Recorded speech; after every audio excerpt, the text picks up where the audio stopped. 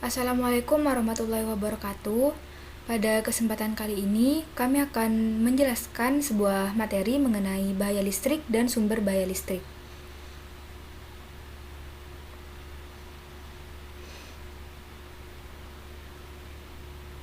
Sebelumnya, izinkan kami memperkenalkan diri terlebih dahulu. Kami dari kelompok 10 yang beranggotakan 2 orang, dengan anggota yang pertama yaitu saya sendiri, Desvita Putri Maharani, dengan NRP 0520040083 dari kelas K35C, dan juga ada rekan saya, mungkin bisa memperkenalkan diri.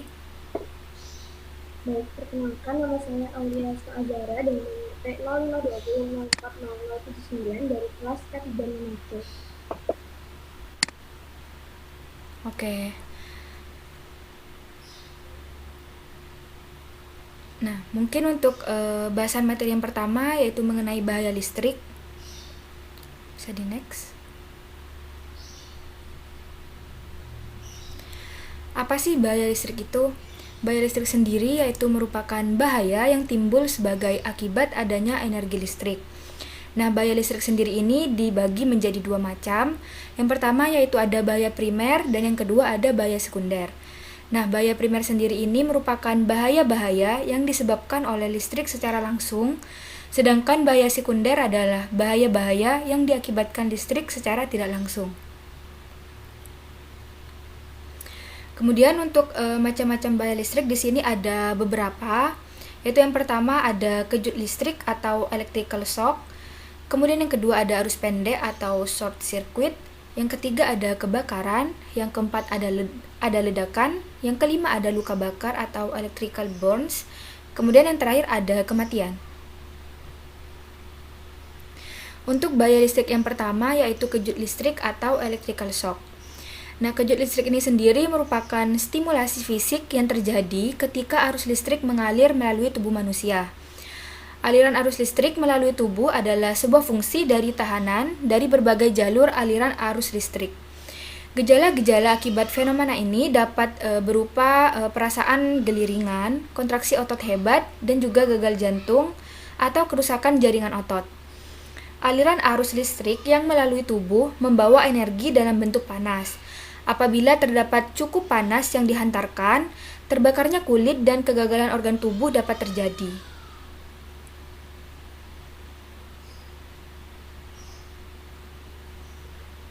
Di next. Nah, pada saat tubuh melakukan kontak langsung kepada sumber listrik tanpa perlindungan dan anggota tubuh yang lain melakukan kontak terhadap permukaan yang memiliki beda potensial, arus listrik akan mengalir dan masuk ke dalam tubuh. Selanjutnya menjalar di sepanjang tubuh dan keluar di anggota tubuh yang lain, biasanya ke tanah atau biasa disebut dengan grounding. Nah, hal ini bisa membuat pekerja menderita sakit, luka, hingga kematian dari kejut listrik yang seperti itu. Nah, kemudian bahaya listrik yang kedua yaitu adanya arus pendek atau short circuit. Nah, kata lain dari arus pendek yaitu bisa kita sebut dengan hubungan pendek atau korsleting, merupakan suatu hubungan dengan tahanan listrik yang sangat kecil dan mengakibatkan aliran listrik yang sangat besar, serta bila tidak ditangani dapat mengakibatkan ledakan dan juga kebakaran. Secara teknis, hubungan singkat atau arus pendek ini merupakan gangguan yang terjadi pada sistem kelistrikan, di mana ada 2 penghantar yang memiliki beda tegangan terhubung dengan kondisi hambatan listrik yang rendah, sehingga timbullah arus listrik yang besar. Bisa di next. Nah, kemudian untuk bahaya listrik yang ketiga adanya kebakaran. Jika arus yang terlibat cukup besar, sebuah busur listrik dapat menghasilkan kebakaran. Kasus kebakaran karena listrik juga bisa muncul dari peralatan yang mengalami suhu berlebih atau overheat, atau konduktor yang membawa terlalu banyak arus. Hal ini dikarenakan energi listrik yang dapat menimbulkan panas, dan apabila panas ini berlebihan mengakibatkan isolasi dari kabel listrik menjadi rusak, yang bahkan akan timbul api atau percikan api yang dapat menjadi sumber terjadinya kebakaran. Jadi next. Nah, untuk bahaya listrik yang selanjutnya yaitu adanya ledakan, di mana ledakan ini dapat terjadi ketika busur listrik yang membawa energi sangat tinggi merusak peralatan, membuat pecahan metal terbang ke segala arah. Pada kasus atmosfer yang mengandung gas mudah meledak atau uap atau debu yang mudah meledak, sebuah busur energi yang kecil dapat membuat ledakan yang sangat keras. Bisa di next.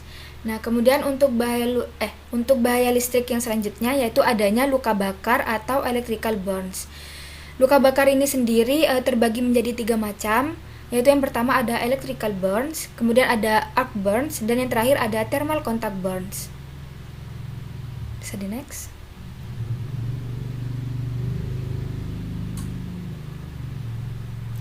Nah, untuk electrical burn sendiri merupakan hasil dari arus listrik yang masuk pada jaringan, baik hanya sampai kulit atau bahkan hingga jaringan lebih dalam seperti otot dan juga tulang. Kerusakan jaringan ini disebabkan oleh panas yang dihasilkan dari aliran arus, dan jika panas yang dikirim oleh listrik itu sangat tinggi, maka tubuh tidak dapat mengeluarkan panas sehingga akan membakar jaringan tubuh yang ada di dalam. Nah, luka bakar jenis ini merupakan jenis luka bakar yang sulit untuk disembuhkan atau dipulihkan. Kemudian, luka bakar yang kedua yaitu arc burns. Arc burns sendiri merupakan luka bakar yang timbul karena suhu tinggi yang diproduksi oleh busur listrik atau oleh ledakan yang dekat dari tubuh. Kemudian, luka bakar yang terakhir ada thermal contact burns, di mana jenis luka bakar ini merupakan luka bakar yang dihasilkan dari kulit yang kontak dengan permukaan panas dari sebuah konduktor, konduit, atau alat listrik yang lain. Nah, kemudian bahaya listrik yang terakhir yaitu dapat terjadinya kematian. Jika seseorang terkena sengatan arus listrik, maka orang itu hanya mampu bertahan selama kurang lebih 3 menit dengan besarnya arus listrik yang mengalir di tubuhnya sebesar 0,4 ampere. Lebih dari itu, maka seseorang tersebut akan mengalami kematian. Saat arus listrik yang terjadi cukup besar, maka sengatan listrik yang menimpa seseorang tersebut dapat mengakibatkan seseorang tersebut mengalami kematian. Untuk bahasan selanjutnya akan disampaikan oleh rekan saya. Baik, terima kasih Desita. Akan saya lanjutkan. Selanjutnya adalah sumber daya listrik.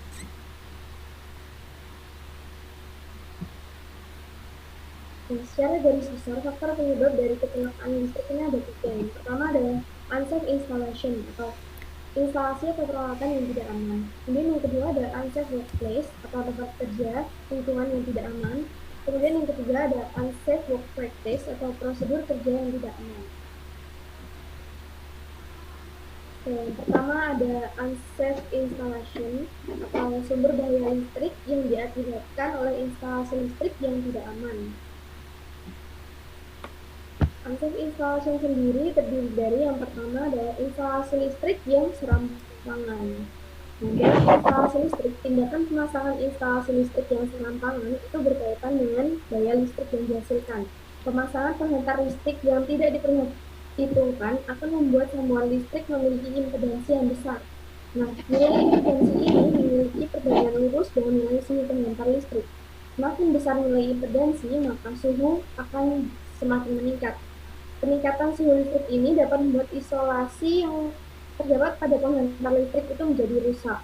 Kerusakan isolasi penghantar listrik dapat mengakibatkan hubungan pendek atau sengatan listrik bagi manusia. Kemudian selanjutnya ada kerusakan isolasi penghantar listrik. Nah, dengan isolasi pada penghantar listrik akan mengalami pengurangan kemampuan dalam mengikat arus listrik seiring dengan bertambahnya usia pemakaian.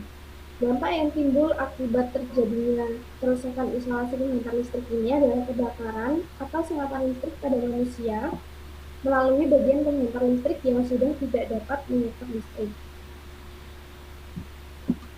Masih di unsafe installation, selanjutnya ada pembekanan berlebih. Pasokan listrik yang diterima atau tegangan listrik yang diterima dan yang dipakai itu tidak sinkron, sehingga dapat menyebabkan bahaya-bahaya listrik. Selanjutnya ada sambungan tidak sempurna. Sambungan listrik yang tidak sesuai dengan prosedur teknis dapat mengakibatkan listrik itu keluar dari sambungan sehingga dapat membahayakan manusia yang berada di sekitarnya. Kemudian selanjutnya ada perlengkapan yang tidak sesuai dengan standar. Perlengkapan listrik yang digunakan atau instalasi listrik yang digunakan itu harus sesuai dengan standar nasional dan standar internasional, yaitu SNI dan SI. Kemudian yang kedua ada unsafe workplace atau sumber bahaya listrik akibat dari lingkungan atau tempat kerja yang tidak aman. Yang pertama ada kamar mandi. Di dalam sebuah rumah, kamar mandi adalah salah satu tempat yang memiliki kemungkinan besar seseorang berada dalam kondisi basah. Nah, saat menyentuh peralatan listrik dalam kondisi basah itu dapat meningkatkan resiko terjadinya tersetrum. Desain kamar mandi yang baik adalah kamar mandi di mana colokan listrik itu diletakkan jauh-jauh dari bak mandi, shower, untuk menghindari penggunaan colokan listrik dari air. Selanjutnya ada kolam renang. Kolam renang adalah termasuk sumber daya listrik. Kenapa? Karena banyak orang yang menggunakan radio atau peralatan elektronik lainnya ketika berada di dekat kolam renang. Selanjutnya yang ketiga adalah unsafe work practice atau sumber bahaya listrik akibat dari prosedur kerja atau perilaku yang tidak aman. Yang pertama adalah kesalahan dalam penggunaan pemanas listrik. Bahaya rusaknya isolasi pada alat pemanas listrik itu sangat besar, terutama jika isolasi berhubungan langsung dengan manusia atau media penghantar listrik yang berpotensi kontak dengan manusia. Sebagai contoh ada water heater, air mengalir melalui rangkaian pemanas listrik berisolasi. Nah, jika terjadi kebocoran isolasi, maka aliran listrik itu juga akan mengalir melalui air yang dilewatkan. Selanjutnya ada kurangnya pemahaman lingkungan. Bekerja dalam alat-alat baru atau alat-alat yang sudah tua itu memerlukan perhatian yang khusus.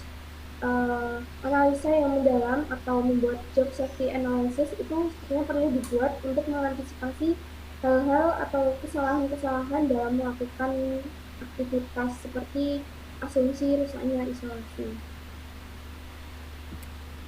Baik, adapun sistem pengaman dari listrik berdasarkan hierarki pengendalian bahaya listrik. Yang pertama ada eliminasi yang dapat dilakukan dengan cara memindahkan mesin yang memiliki potensi bahaya listrik itu ke dalam ruangan yang lebih aman.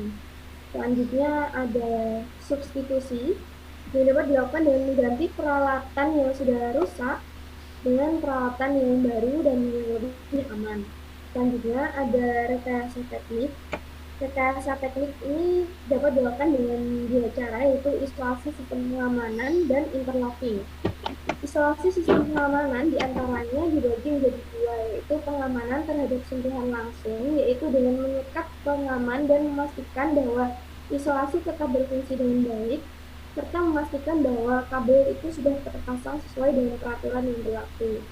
Kemudian interlocking, perangkat ini biasanya dipasang pada pintu ruangan yang di dalamnya ada peralatan yang berbahaya. Apabila pintu itu dibuka, maka aliran listrik ke peralatan akan terputus. Selanjutnya, untuk manajemen administrasi tidak ada. Yang terakhir ada APD, yaitu dengan menggunakan helm anti listrik, sepatu karet, dan sarung tangan. Baik, sekian penjelasan dari saya kembalikan ke diskusi. Oke, mungkin itu saja pemaparan dari kelompok kami. Kurang lebihnya kami mohon maaf. Wassalamualaikum warahmatullahi wabarakatuh.